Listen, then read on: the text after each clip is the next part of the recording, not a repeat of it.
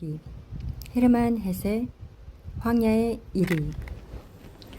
계속해서 수수께끼 같은 힐러의 낯선 존재에 대해 이야기를 하고, 이 낯선 존재, 즉 괴상하고도 무시무시한 고독의 이유와 의미를 내가 점차로 어떻게 느끼고 인식했는가를 하나하나 보고해야만 하겠다.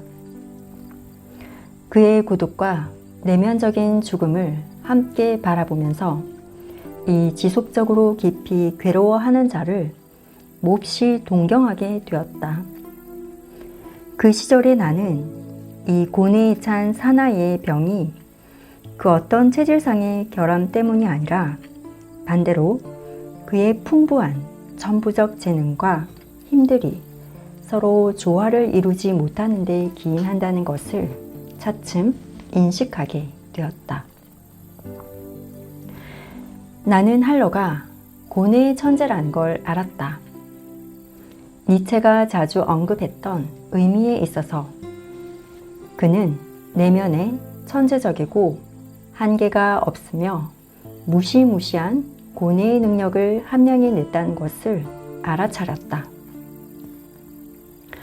동시에 그의 염세사상의 근본이 세계 경멸이 아니라 자기 경멸이라는 것도 알았다.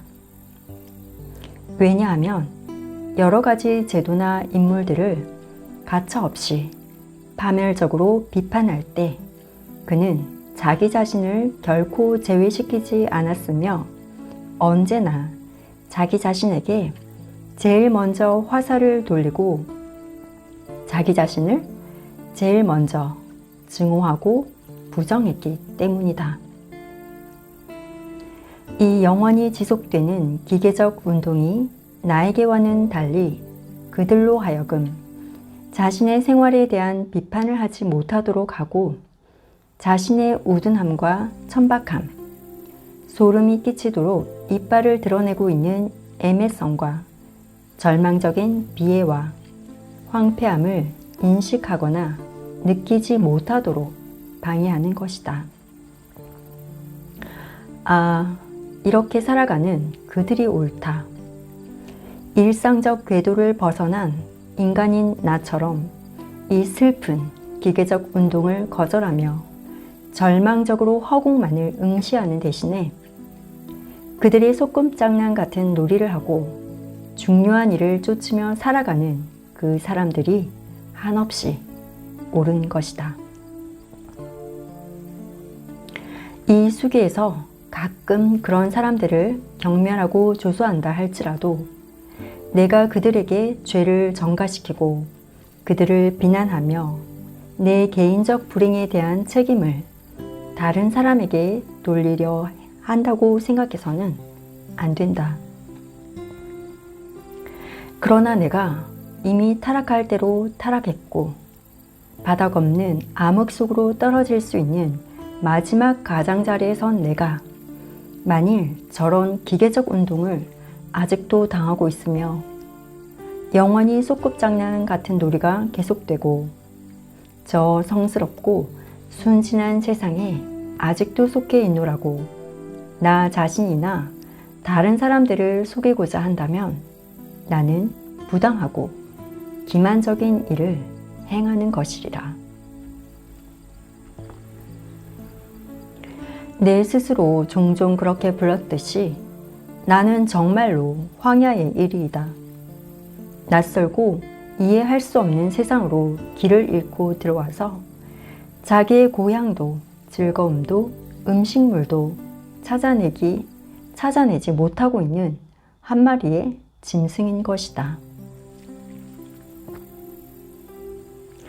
재즈는 향락적이고 생생한 야만성으로 내 본능의 세계를 깊이 파고들어 소박하고 정직한 감각을 호흡하는 것이었다. 우리가 문명이라고 하는 것, 우리가 정신, 영혼이라고 하는 것, 우리가 아름답다고 신성하다고 하는 것도 단지 하나의 망령에 불과하고 이미 예전에 사멸해 버렸는데 우리 몇몇 바보들만 아직도 진정하다고 또 생생하게 살아있다고 여기는 것이 아닐까? 그런 것은 도대체 전혀 진정하지도 않고 살아있지도 않는 것이 아닐까? 우리 바보들이 얻으려 애쓰는 것은 이미 영원히 환영에 불과한 것이 아니었을까? 황야의 1위는 두 가지의 본성, 즉 인간적인 것과 이리적인 것을 지니고 있었으며 그것이 그의 운명이었다. 하리의 경우 그의 내면에는 인간과 이리가 나란히 줄다름치고 있는데 그들은 서로 도와주기는커녕 불구대천의 원수로 계속 대립하며 서로 상대방을 괴롭히기 위해서만 살아가고 있다. 그리고 하나의 피와 하나의 영혼 속에 두 마리가 서로 불구대천의 원수로 싸우기만 한다면 그건 정말 고통스러운 삶이 될 것이다. 그가 이리가 되었을 경우에는 내면에 있는 인간이 항상 잠복하여 망을 보고 비판하고 심판을 하였으며 그가 인간이 되었을 경우에는 이리가 똑같은 짓을 했다. 이리의 관점에서 볼 때 인간의 행동이란 모두 소름 끼칠 정도로 우스꽝스럽고 낭패스러우며 우둔하고 허영된 것이다. 그러나 하리가 일이라고 느끼고 행동할 경우 남에게 이빨을 드러내고 모든 인간과 그들의 허위에 찬 타락한 태도와 풍습에 대해 온갖 증오와 불구대천의 감정을 느낄 경우에도 꼭 마찬가지였다. 즉, 그의 내면에 깃든 인간 부분이 잠복하여 이리를 감시하고 그를 짐승이니 야만이니 하고 불러대며 단순하고 건강하고 거친 이리의 존재에 대한 기쁨을 송두리째 파괴시켜 비참한 상태를 만들어 놓는 것이다.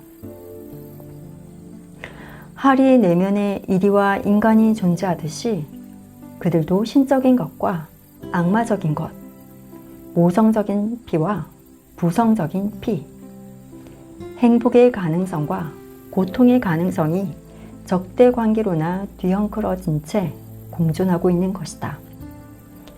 매우 불안정한 생활을 해가는 이런 사람들은 간혹 어쩌다 나타나는 행복의 순간에 형언할 수 없이 강력한 미를 체험하게 된다.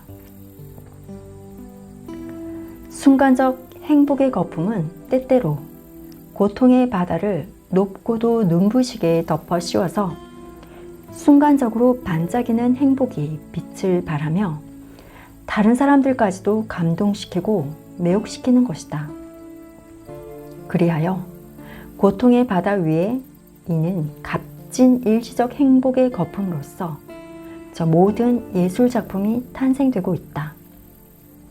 그리고 그 작품에서 괴로워하는 개개의 인간들은 잠시나마 자신의 운명을 높이 초월하게 되고 그의 행복은 별처럼 빛나며 그것을 바라보는 사람에게는 무엇인가 영원한 것, 그들 자신의 행복한 꿈 같은 것이 나타나는 것이다.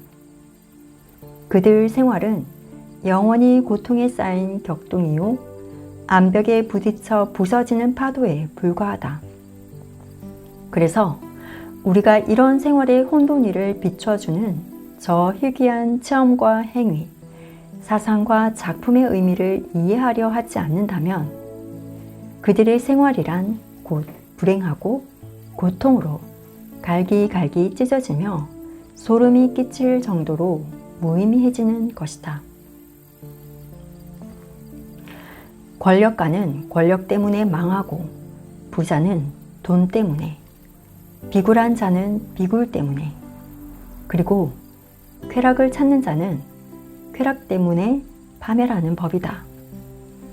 이처럼 황야의 1위는 독립 때문에 파멸하였다. 그는 목적을 이룩하였고 점점 더 독립적이 되었다. 어느 누구의 명령도 받지 않고 아무도 염두에 둘 필요가 없이 모든 행동을 자유로이 홀로 결정했다.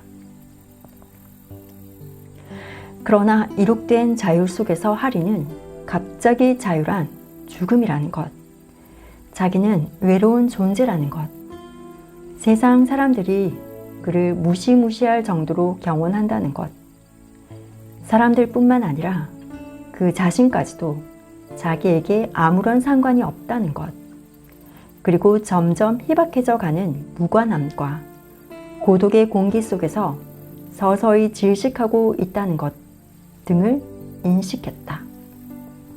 왜냐하면 그의 독존이나 독립은 이제 그가 소망하는 목적이 아니라 그의 운명이요 유죄 선고가 되어버렸기 때문이다. 그는 언제든지 죽음으로 통하는 길이 열려 있다는 생각을 젊은 시절의 우울한 공상의 유의로 만들었을 뿐만 아니라 바로 이런 사상을 하나의 위안이나 지주로 삼고 있었던 것이다. 그와 같은 성격을 지닌 모든 사람들에게서와 마찬가지로 그가 충격을 받고 고통을 느끼고 비참한 입장에 처하게 되면 내면에서는 죽음을 통해 그 상황을 모면하고자 하는 소망이 일깨어났다. 그러나 그는 이런 심적 경향에서부터 점차로 삶에 도움이 되는 철학을 창조해냈다. 저 비상구가 항상 열렸다는 생각과 친밀해짐으로써 힘을 얻고 온갖 괴로움과 사악한 상태를 송두리째 맛보겠다는 호기심을 가지게 되었다. 정말로 비참해질 경우에는 분노에 찬 기쁨으로, 불행을 기쁨으로 여기는 마음으로 이렇게 느끼곤 했다. 그는 대체 인간이 어느 정도까지 견딜 수 있는가를 보고 싶다. 견딜 수 있는 한계점에 다다르게 되면 나는 문을 열어젖히고 그곳을 빠져나가기만 하면 된다. 세상에 살면서도 세상에 살지 않는 것 같고 법률을 지키면서도 법률을 초월하고 있는 것 같으며 소유하면서도 소유하지 않는 것 같고 체념하면서도 체념하지 않는 것 같이 살아가는 법. 이와 같은 훌륭하고도 때때로 형식화된 높은 처세술은 오직 유머만이 실현시킬 수 있는 것이다. 그는 어쩔 수 없이 들여다보아야만 하는 거울이 존재한다는 것을 알고 있고 그것을 들여다보기가 죽도록 싫어서 겁을 내고도 있는 것이다. 하리는 두 가지 본성이 아니라 수백, 수천 가지의 본성으로 이루어진 존재이다. 그의 생활은 두 개의 극, 이를테면 본능과 정신, 성인과 방탕한 사이에서 흔들거릴 뿐만 아니라 수천 가지의 양극, 헤아릴 수 없이 무수한 양극들 사이에서 흔들거리고 있다. 인간이란 수백 개의 껍질로 구성된 양파이며 수많은 실로 짜인 피루과도 같다. 고대의 아시아인들은 이 점을 인식하고 분명히 알고 있었으며 불교적 요가에서는 개인의 마상을 벗어버리기 위해 세밀한 방법을 안출해냈다.